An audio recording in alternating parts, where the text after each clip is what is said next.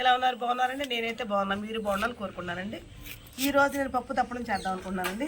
ఈ పప్పు తప్పడం అంటే నాకు రాదండి. పొద్దున మా అమ్మగారు ఫోన్ చేస్తాను, అమ్మ పప్పు తప్పలు పెట్టుకున్నారమ్మా అంటే, అమ్మ ఒక గ్లాస్ పప్పు తీసుకొని కందిపప్పు ఉడకేసుకొని సొరకాయ తీసుకొచ్చి నీట్గా కోసేసుకొని ముక్కలుగా చేసుకోమ్మ, చిన్న చిన్న ముక్కలుగా పెద్ద ముక్కలు కోసుకోమ్మ, 4-5 ఉల్లిపాయలు తీసుకొని కసి పచ్చిమిరకాయలు తీసుకోమ్మ, పప్పు ఉడకబెట్టుకున్న తర్వాత ఇదంతా తాలింపు వేసుకున్న తర్వాత పప్పు అందులో పోసుకుంటే, పప్పు అందులో పోసేసిన తర్వాత ఉప్పు పసుపు కారం వేసుకోమ్మ. అదే పప్పు తప్పడం అమ్మ పెద్ద ప్రత్యేకం చేసేది ఏమి లేదమ్మా అన్నారండి.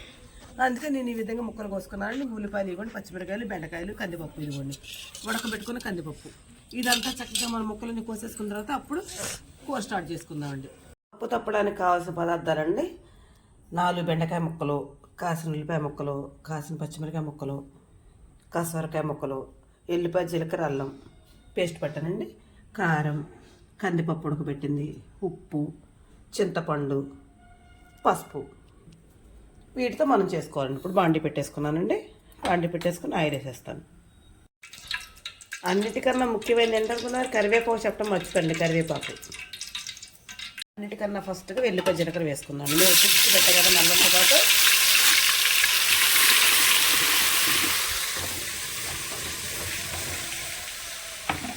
తర్వాత కరివేపాకు వేస్తాను.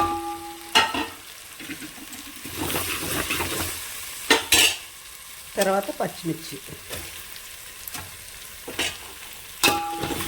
అల్ల వెల్లుల్లి పేస్ట్ మా 6 గంట కూడా తిప్పుకోవాలండి. ఇప్పుడు ఉల్లిపాయ ముక్కలు, బెండకాయ ముక్కలు వేసేసుకున్నాం. నూనె ముక్కలన్నీ కొంచెం ఆయిల్ కొద్దిగా వేస్తాను. నేను ఆయిల్ కొంచెం వేసుకుంటానండి. ఇప్పుడు కూడాను ఏగే వరకే వేసుకుని, నేను ఆయిల్ తక్కువ వాడతానండి. ఎక్కువ నీటి ఆవిరితో ఉన్న కూరలు ఎక్కువ వండుకుంటానండి నేను. ఇదిగోండి ఈ విధంగా ఇట్లా ఆగనిచ్చుకున్నాను కొంచెంసేపు. ఇప్పుడు సొరకాయ ముక్కలు కూడా వేసేసుకుందామండి. కాకపోతే ఇప్పుడు వీడియో పక్కన పెట్టి క్లాత్ పెట్టి ముక్కలు ఎగరేయాలండి. చేత్తో పట్టుకున్నాను కదండి, ఒక చేత్తోనే చక్కగా మొత్తాన్ని క్లాత్ పెట్టి అసలు 2 ప్రక్కల పట్టుకొని చక్కగా ముక్కలన్నీ కలిసేటట్టుగా కుదవేసానండి. పసుపు వేసాను, గల్లుప్పు వేస్తున్నానండి. ఓకే, ఇప్పుడు కొద్దిగా కారం కూడా వేసేసుకుందామండి. సరిపడ వేసుకో, మరి ఎక్కువ వేసుకున్న బాగోదండి. ఘాటు అండి, సన్నకాయలు కారం అండి, అది మా ఘాటు ఉంటుందండి.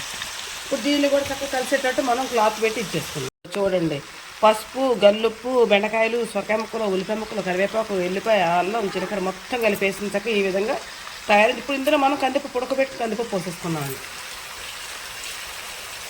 విన్నానా? ఒక 2 నిమిషాలు ఆగనా వస్తున్నాను. ఈ విధంగా మనం కందిపప్పు ఉడకబెట్టుకుని ఇందులో పోసేసుకున్నామండి. దీన్ని చక్కగా మొత్తంగా కలిగి తిప్పుకుందాం. ఒక పావు గంట సేపు దీన్ని కందిపప్పుతో పాటు ఇట్లా ఉడకనిచ్చుకుందామండి.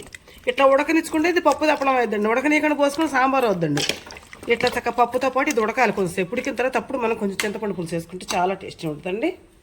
ఇదిగోండి ఈ విధంగా చక్క ముక్కలు పప్పుతో, కారంతో, పసుపు, ఉప్పుతో ఈ విధంగా అయిపోయినండి. ఇప్పుడు ఇందులో చింతపండు పులుసు పోసుకుందాం మనం చక్కగా.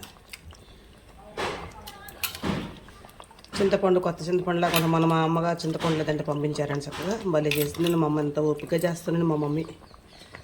ఇదిగోండి చింతపండు పులుసు. ఇది పప్పు తప్పడం అంటారు దీన్ని. చక్కగా దింపుకునే ముందు కొంచెం ధనియాల పొడి వేసుకొని దింపుకుంటే సూపర్ ఉంటుందండి. ఈ పప్పు తప్పడం మా అమ్మగారు ఈ విధంగా చెప్పారు, నేను ఈ విధంగా చేశాను. మీకు నచ్చితే మీరు ఫాలో అవ్వండి. నాకు ఒక లైక్ అండి, ప్లీజ్ సబ్స్క్రైబ్.